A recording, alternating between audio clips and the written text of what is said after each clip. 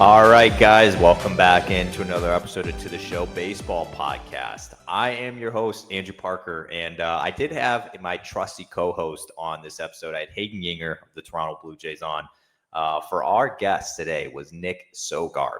And I know everybody that is a Boston Red Sox fan is very familiar with Nick Sogard from his time with the Major League team to end the season and obviously made the postseason roster in New York. Nick Sogard is a beloved character in the Red Sox organization. And so we had him on today. We talked a little bit about that Yankee series. And we just talked about him being him. And obviously with a guy like Hayden, who has faced him since 2021, they talked about what it was like kind of going up against each other, which was a good listen. But before I do shoot to the interview here, if you're watching me on YouTube right now, I am kind of debuting a little mustache from Movember.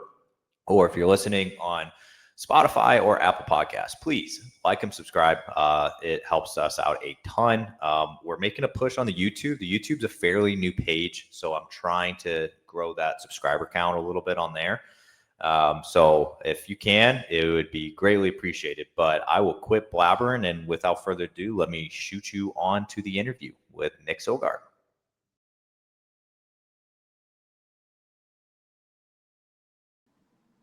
All right, I'm joined by Nick Sogard. Nick, you had yourself quite the end to the season in 2025, and that is exactly where I want to start. Obviously you made the playoff roster. You're playing in New York, and that's where I want to begin. What was that experience like for yourself? Probably one of the coolest baseball experiences of my life, for sure, to be in that environment and playing in those games was pretty special. So, yeah, that definitely ranks up there for me. There is a picture that went a little viral, and I know the Red Sox posted it whenever you slid into second base. I think it was in the seventh inning, and your helmet came off, and your hair was looking majestic. It was quite the photo. I was a little shocked when I saw it. I was like, that's Nick Sogard, but it was. And can you take me through obviously that at bat, you're taking the extra base. Was second base on your mind when you were rounding first that whole time? Yeah, I think off the bat it was kind of one of those tweeners where I think the second baseman was playing kind of pull, so I knew it wasn't directly at an outfielder, and I think just kind of with how I play, kind of knowing that there's a chance this could happen, and then just kind of as the plays developing, took a little bit of time for either one of them to pick it up, and then just kind of thought it was a good chance to try it. Maybe a little closer than we wanted it to be. If we were out, it would have been a different story, but it worked out, so it was good. Yeah, How hard? Go ahead.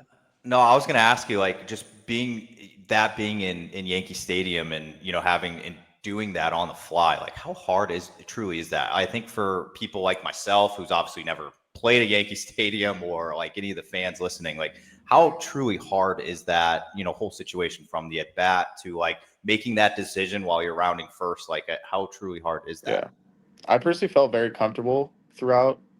I played the two games. I don't really know. I've definitely been nervous for a lot of games, and to say I wasn't nervous at all is not true. But I felt very comfortable, and honestly, a lot more just excited that I had that opportunity to play in those games. I think for me, it was an extremely difficult year for me mentally, just with just the way the kind of year went. I had a really bad start, spent a ton of time in AAA, and just kind of dealing with a lot of different thoughts throughout the year. So just to be in the position to be starting in those games was there's no time to be worried. I was just so excited at that opportunity, honestly, which I think kind of had my mind in a really free place to make quick decisions like that, or plays on defense or whatever it was, where there was really nothing.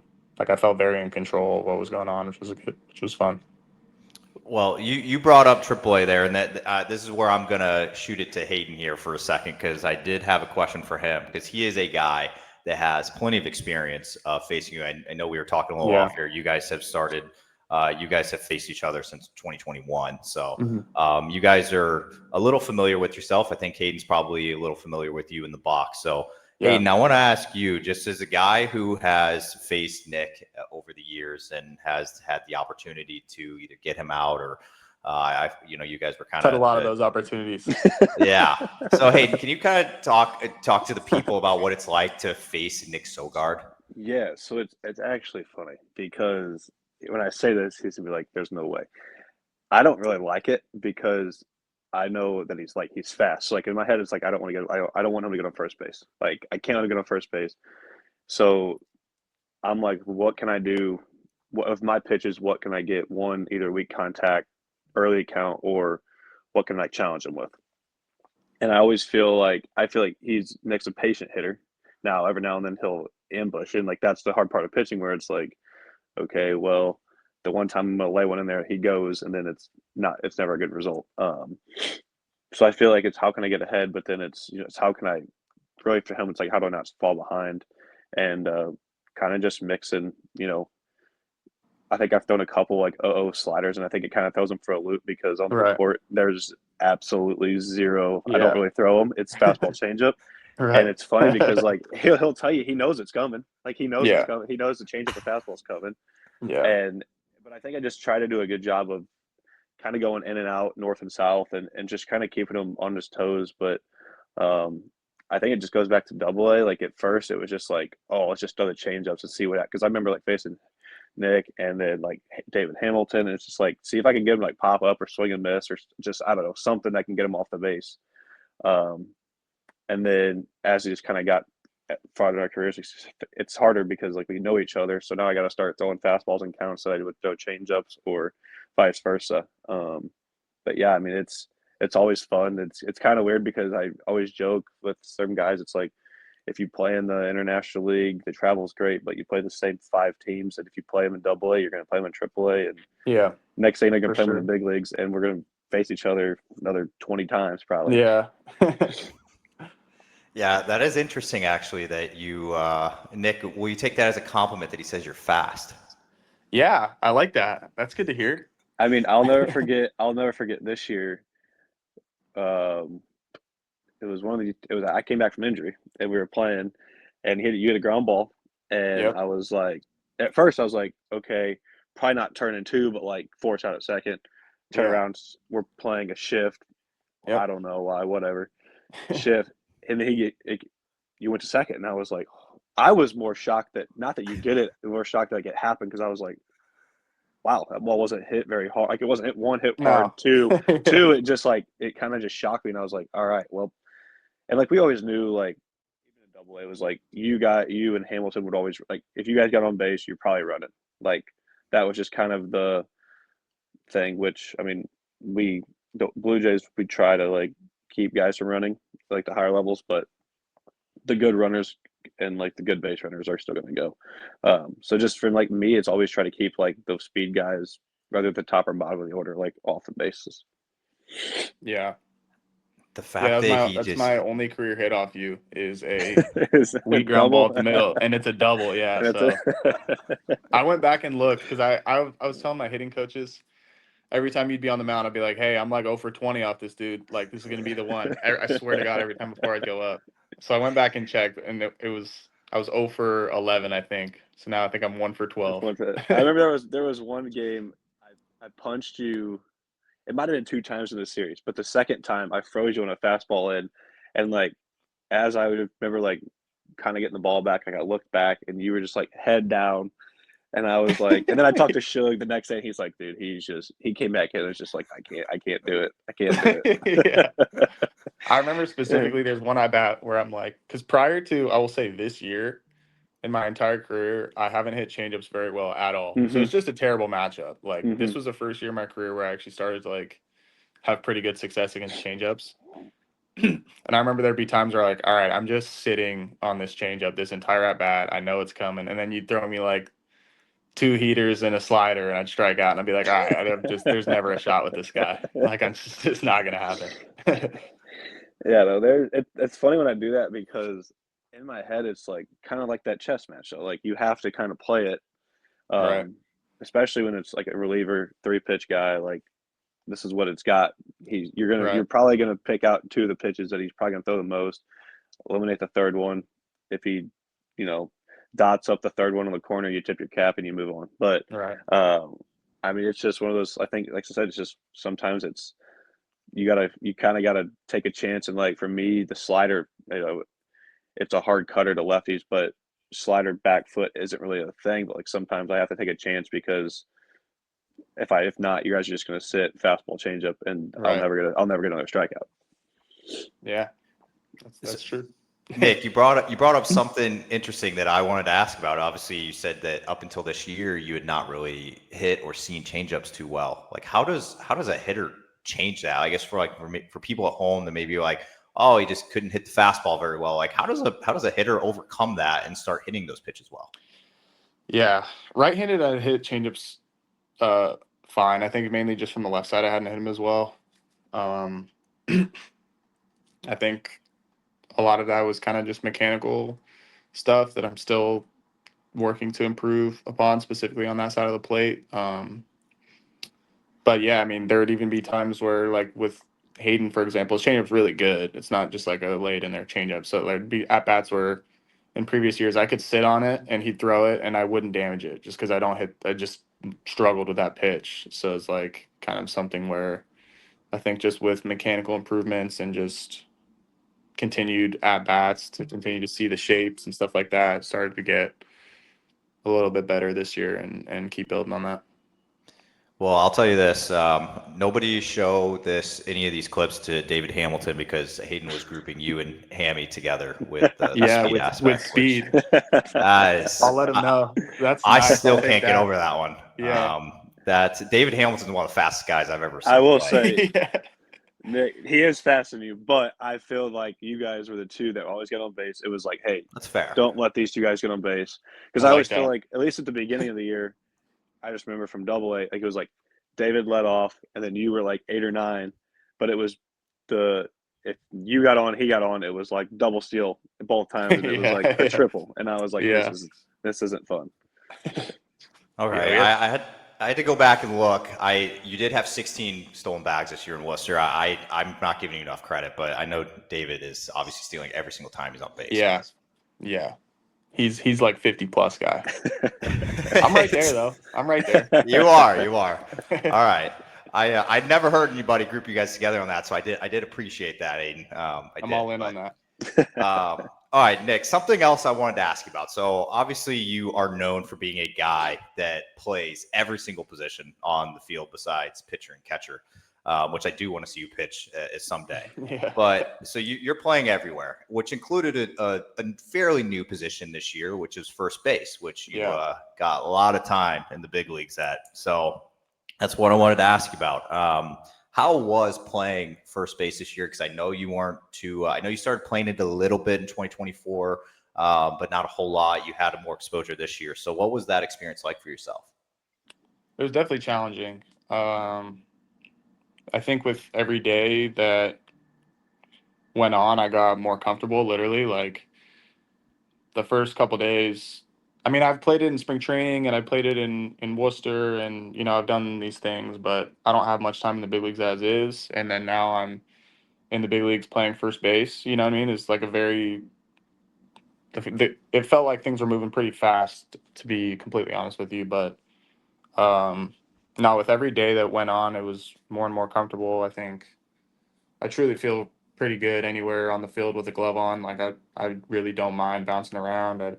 Even mid-game, like it doesn't I feel like that doesn't really have much of an impact on me. And I think I had a lot of help with Flo and other guys that had played the position, just kind of walking me through some stuff, even dating back to 24, guys helping me out. So Chad Tracy had been big help in Worcester with it. And so I think literally just with every day that went by doing it, I grew more comfortable and kind of felt like I settled in a little bit better. I truly don't believe people understand how difficult it is to play first base in especially Major League Baseball. And I think you doing it on the fly like that was incredible to see. But I did want to ask, like, what was the hardest part about playing first base? Like, what did you kind of struggle with the most up front? right away it's not going to the ball to my right. I think there was definitely an embarrassing one against Atlanta. I think you know what I'm talking about, Andrew, but I had done that a few times where I would just went to my right and I just fielded the ball, when the second baseman was probably right behind me. But my whole life I've played in the middle or even third and even some outfield, but like primarily the middle, and even more so short and second. So it was like a big thing I pride myself on is range and like the first step, and like that's such an important piece of playing defense in the middle infield. And then I'm never worried about getting back to be, you know what I mean? I'm always just going to the ball. Like I don't have to. So that was that was a challenge on a couple plays on that ball, like way far to my right. That's not hit hard, where you just leave it because the second baseman's right there. And yeah, that was easily the most challenging play for me. Is kind of when you're shifted a little bit to leave it and just go to the base versus trying to go field it. Hey, if it makes you feel any better, I didn't remember that play. It didn't stick out to me, so it must not have been horrible. So for yourself, getting the chance to at times and get to share an infield with with guys like Trevor Story, Alex Bregman, a couple guys that were big leaders in that clubhouse this year. What kind of feeling was that for yourself, just being a guy with not a whole lot of MLB experience and just get to be, in the same clubhouse, same infield as those type of guys?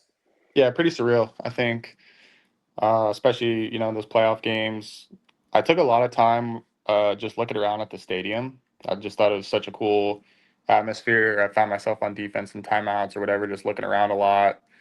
And yeah, looking around and seeing Trevor Story at short and Bregman at third, and just a crazy experience, really. But it's super cool. Those two guys are great guys and super valuable to have on your team to talk on defense or offense.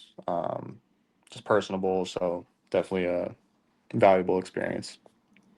There was a lot of reports out there about how much time Bregman was spending with, guys like Roman Anthony and Yeah. Marcel Meyer, and just being that guy that almost was like I think I saw Roman say it was like a fatherly figure almost, like you, or a big brother or whatever it was. And for yourself, like what is one thing that you think you took from, a Bregman or a Story this past year that's going to stick with you the most?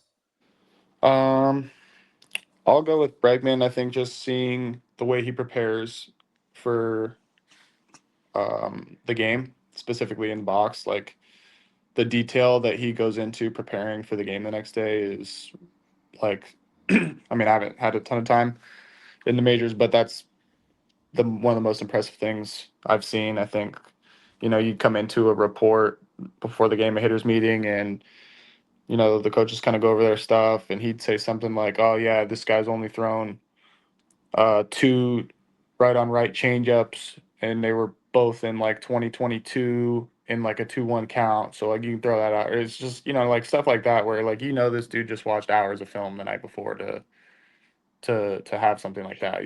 Like so it's. I think just without giving too much away, the way that he goes about preparing and formulating his approach based off of the information that's given and what he knows he does best, I think was something that I'll definitely keep with me going forward. Yeah, and is terms of I also brought up the young guys. You're seeing guys come up that are a lot younger than you now, Yeah. that had come up and were a big part of the team this year. Were you? What was that feeling like whenever you saw guys like Roman and Marcelo that with how young they are come up and make such a big impact? It's a really cool thing. I think the dynamic of those two, I mean, it's well deserved the praise, right? Like the way that they handle themselves and carry themselves, and I think just the way that they play the game is the right way. And there's obviously a lot of hype and a lot of pressure that can maybe be difficult for people, especially kids so young. But I truly think they embrace it and they enjoy, all of that comes with what they're doing. And it's fun to watch them succeed and kind of grow up, I guess you could say, in a really quick fashion. Yeah, it's very interesting to me that you're kind of old before that clubhouse now. Dude. 28 years old, man. And yeah, it was a weird. I felt like I was in between in Worcester this year. Nate Eaton was my guy. There it is. That was my age similar friend. We had Trace Thompson. Shout out Trace. He's the best. And then I was calling them the puppies. So it was either puppies or grandfathers in there. And I was just kind of in the middle. It was weird. It was just strange, like, because I was talking with our last episode that Hayden and I did together. We had Will Robertson on, and we were just kind of like, Hayden's just a young guy. He's 25 still. It feels like he's 32 at this point because he's been around for so long. But same with you, Nick. Like, I was kind of looking, I'm like, oh, he is 28, but all these guys are getting called up these days are like 21, 22. You're just like, what the hell, man? Dude, I think about that a lot. Like, if I were to be like to try and fathom what they're doing, and I mean, they're so like specifically Roman, and Campbell. Like these guys are so physical already. Like at 21, I was probably like 160 pounds. You know what I mean? So it's like I can't even fathom what they're doing. But I mean, especially mentally too, though. I mean, you talk to these guys and they seem. Talk to Roman. It seems like he's played in the league already 20 years. You know what I mean? So it's like. It's just a different age. Yeah, it's interesting. It did kind of shock me a little bit when I did look up your age earlier this year. Obviously, I'm older than you, but I mean, all right, that's enough, dude. Come on. I know. All right, so no, you're good. I have one question left for you, and I'm gonna let Hayden end it on a question of his own being. So Hayden, you have like a minute or two here to think of what you're gonna ask him to finish this off again. But Nick, obviously you had it seems like you played a lot more than 30-ish games in the bigs this year, but you got some more time this year in the bigs. You're going into I would say another pretty important offseason where you're a guy that's going to be fighting for a roster spot and all this. So for yourself this offseason, like what are you going to be like? What does it look like for you? What are you going to be working on? Like, I guess, how are you spending your time? Yeah, I think the number one thing for me most off seasons is strength and just continuing to build on that. And I think, then baseball wise specific, just improving on the left side of the plate, I think is something that will always kind of be a battle for me, but each year seems to be getting better and better. So those are pretty much the two focuses, obviously maintaining my speed and, glove and arm and doing all the regular stuff. But I think specifically the strength is the biggest focus. And then, a little bit of stuff with the left-hand swing is kind of my main focus.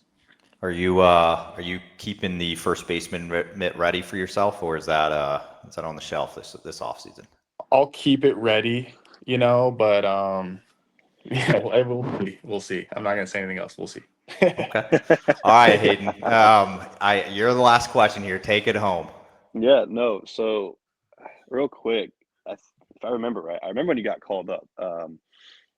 It was Texas, right? Yes. Is that when you debuted? Yeah. I would say, well, I know Horwitz made his debut in Texas too. He said that Say was sick, but what do you think? Like, if you could go back, when you debuted to like take that game versus the playoff game versus the Yankees, right? Like, what do you how do you think that game helped you in your debut to get to where you were, postseason roster? That's a good question. I think the experience there is really valuable. I think like every day up there, I start to feel more comfortable. I think it starts to feel like the same. People say it's the same game. It's the same game, and it is. But like it's not at all, but it is. It's just like, but the more experience you get, I think the more comfortable you get. So I think talking to Narvaez a little bit this year, and I think he's right. He said, however you play in AAA, you can play that same way here. You can do it. You just have to like kind of make the adjustments that are necessary and settle down and just treat the game like a game. And I think that's a really important thing to note that, like, I guess to answer your question is like I think just feeling very comfortable and calm and facing pitchers that I had success off of. So it felt like kind of just preparing for another baseball game. For sure. No, I get that. And I think I look at it because, like you said, like you got up late in the year in 24, and then you just, like you said, you get off to a hot start this in 25, but then like kudos to you to turn that around, and get back up there. Yeah. Thank you. I appreciate it. Yep. Well, I'll end it on this. There's always this famous quote that Nick gave me in Worcester like 2 or 3 years ago, and every single time he does something spectacular like he did in getting that double in Yankee Stadium, things like that, people like just search that tweet and just repost it and requote it, and it just goes like kind of mini viral again. And since Hayden doesn't know what the quote is, I'm going to read it. It's, if you come watch me for a day, you're probably not going to notice that I was on the field. If you come for a month or two, you will probably leave saying I'm a pretty good player. People love that freaking quote. I don't know why. they just love it. And I don't think it's accurate anymore, because when I'm watching you day to day, I still think you're a good player. So thank you. But people love it. So all right, Nick, we appreciate all the time. Obviously, wishing you best of luck this off season. And I will say, I'm gonna have my calendar blocked off that day when Hayden is up with Toronto and you are facing him for the very first time in the major leagues. That is appointment television for myself. So, but Nick, I'm not swinging. Doing this. I need 4 balls. I'm not throwing a changeup. Yeah. Like I said, appointment television. But Nick, thank you for doing this. All right, thank you guys. I appreciate it. Have a good one, Nick. All right.